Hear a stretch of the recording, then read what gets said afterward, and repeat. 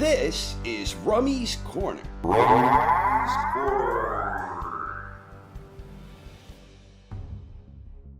With bated breath, the entire boxing world was waiting on the official announcement of a megabout showdown for undisputed heavyweight supremacy. Tyson Fury is the reigning WBC and lineal heavyweight world champion. Anthony Joshua is the reigning unified IBF, WBA, WBO heavyweight world champion. A match between Fury and Joshua would theoretically produce the first undisputed heavyweight champion since the great Lennox Lewis earned that distinction more than 20 years ago. It makes perfect sense for an undisputed showdown between Fury and AJ to happen next. But unfortunately in professional boxing, all too often the best fights that make the most sense don't always happen when they matter most. So a would-be showdown for undisputed heavyweight supremacy isn't happening. Wilder won his arbitration case, and now Fury vs. Wilder 3 is set to happen on July 24th. Naturally, a lot of boxing fans are rather disappointed by this recent turn of events. But the silver lining here, at least in my humble opinion, is that a third fight between Fury and Wilder still involves two of the top three heavyweights currently competing. Beyond that, their first two bouts were both dramatic and entertaining. Even still, fans don't seem especially excited about the third fight between Fury and Wilder, in large part because Fury won so decisively in their rematch. But I suspect this one will generate more fan interest as fight night approaches. So how did we get here? The tale begins more than 6 years ago during the Klitschko era. Vitaly had since retired, and Vladimir was still the unified IBF, WBO, WBA heavyweight world champion. In January 2015, Wilder won the WBC heavyweight title when he beat Berman Stavern by 12-round unanimous decision. Later that year in November, Tyson Fury shocked the boxing world when he was awarded a decisive 12-round unanimous decision against long-reigning champion Vladimir Klitschko. The Klitschko era was officially over. Tyson Fury was the new unified IBF, WBO, WBA heavyweight world champion, but not for long. The IBF stripped Fury less than 2 weeks after he defeated Vladimir. So at the conclusion of 2015, these were the top-rated heavyweights according to Ring magazine. Fury was the unified WBO, WBA champion, Wilder was the WBC champion, and the IBF title remained vacant. In January 2016, Wilder made his third successful title defense when he scored a 9th-round knockout against Arthur Spilka.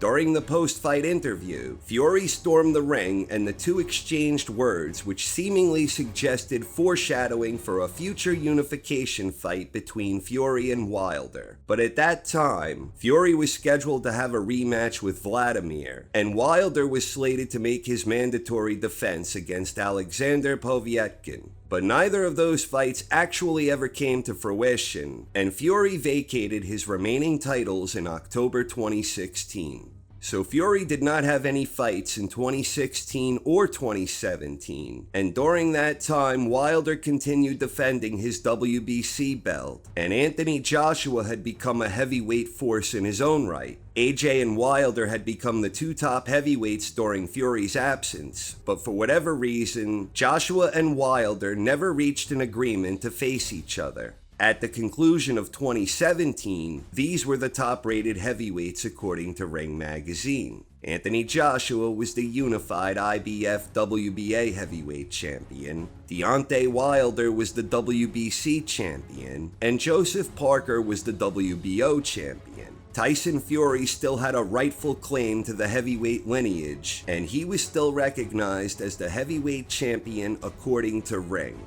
In March 2018, Wilder made his 7th consecutive title defense when he scored a dramatic 10th-round stoppage victory against the undefeated, highly regarded contender Luis Ortiz. That same month, AJ defeated Parker to add the WBO belt to his existing collection, and a few months later, Fury made his long-awaited return to the squared circle, and he had a couple of tune-up fights before his first big encounter against the Bronze Bomber. The date was December 1st, 2018, Deontay Wilder versus Tyson Fury, a battle between two undefeated heavyweights who each had a valid claim to call himself heavyweight champion. The fight produced an intriguing and exciting clash of styles. Fury was largely able to dictate the rhythm and control the pace. Fury utilized a herky-jerky style where he used a lot of feinting to great effect.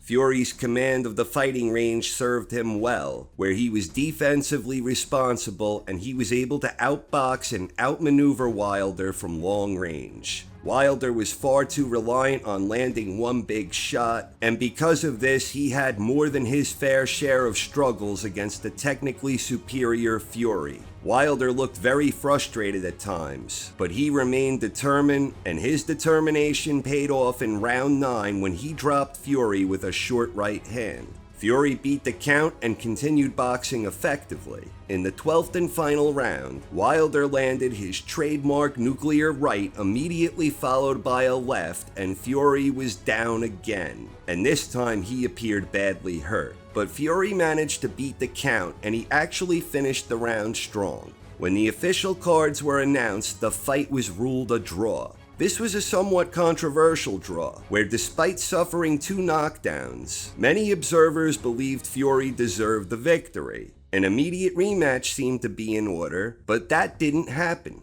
Instead, 2019 saw Wilder and Fury go in different directions. In May, Wilder scored a sensational first-round knockout victory against Dominic Breazeale. Then in June, Fury scored an impressive second-round stoppage against Tom Schwartz. In September, Fury was awarded a unanimous decision victory in a challenging fight against Otto Wallin. And then finally, in November, Wilder scored a dramatic 7th-round knockout in his rematch against Ortiz. This paved the way for the long-awaited rematch, where Fury and Wilder were both coming off of wins where they needed to grind it out and overcome adversity in order to emerge victorious. The rematch happened on February 22nd of last year, and this time Fury made some significant changes to his approach, and Wilder was unable to cope with Fury's tremendous execution of his outstanding game plan. The big difference this time was that Fury was making Wilder fight going backwards. Fury remained committed to this general approach throughout the match, and this was in stark contrast to how he approached their first bout, when Fury was usually looking to use movement and stay outside.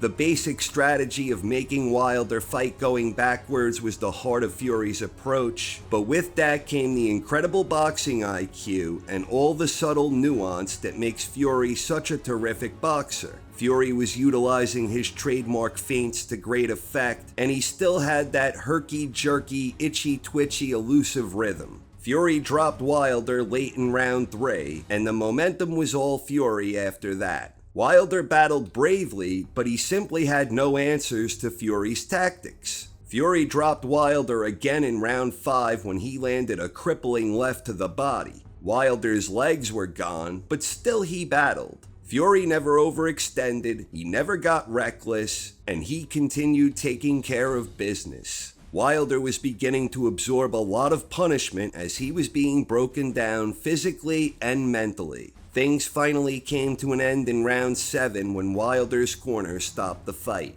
Shortly after the fight, COVID-19 arrived and changed the entire boxing landscape, and the contractually obligated third fight between the two never came together. Recently, it looked as if we would instead get a heavyweight unification showdown between Fury and AJ, but Wilder ultimately won his arbitration case. So here we are, and the third fight between Fury and Wilder is scheduled to take place on July 24th, less than 2 months away. Who will win the third fight between these two outstanding heavyweight talents?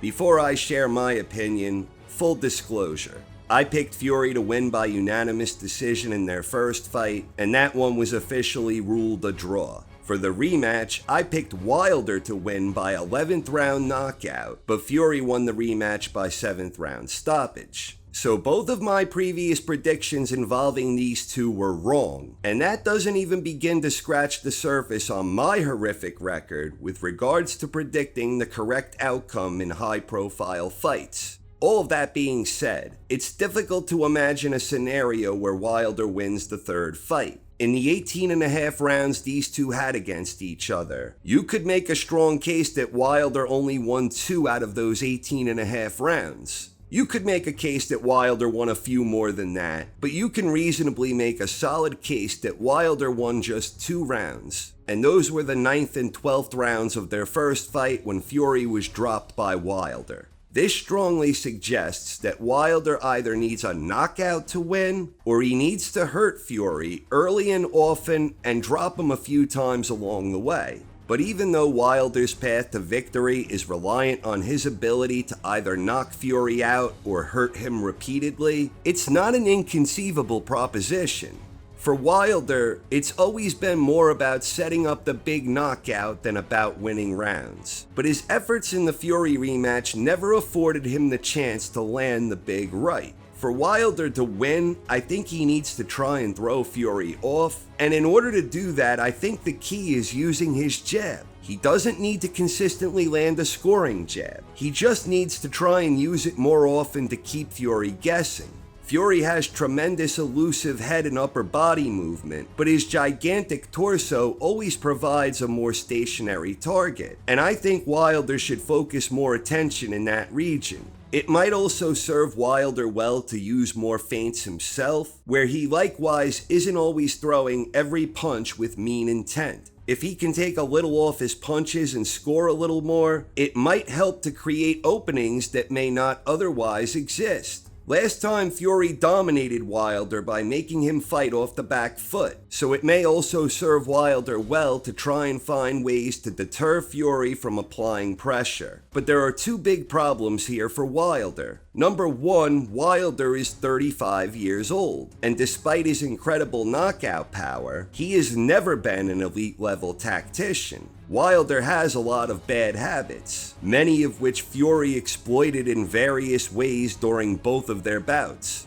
It's hard to teach an old dog new tricks, and as a 35-year-old heavyweight, it's difficult to imagine Wilder making many adjustments to the style that has brought him success previously. Number 2, no matter what distance and fighting range these two have battled at, Fury has almost always had the advantage, whether it's outside, inside, mid-range, or transitioning forward and back. Fury also has better lateral movement, and in general, not only does Fury have a much better fundamental understanding of maintaining the proper range for a particular situation, but his execution is also proven far superior during their 18.5 rounds together inside the squared circle. For Fury, I think the key is being defensively responsible and maintaining focus. If Fury can do that, then I think he otherwise just needs to do all the little things that have worked for him in his first 2 fights against Wilder. Fury has an ample bag of tricks, and he has a high ring IQ, so he usually knows what he has to do when he needs to do it. If Fury is defensively responsible and does not grow complacent, it becomes even more difficult to imagine a situation where Wilder finds a way to land that big nuclear right.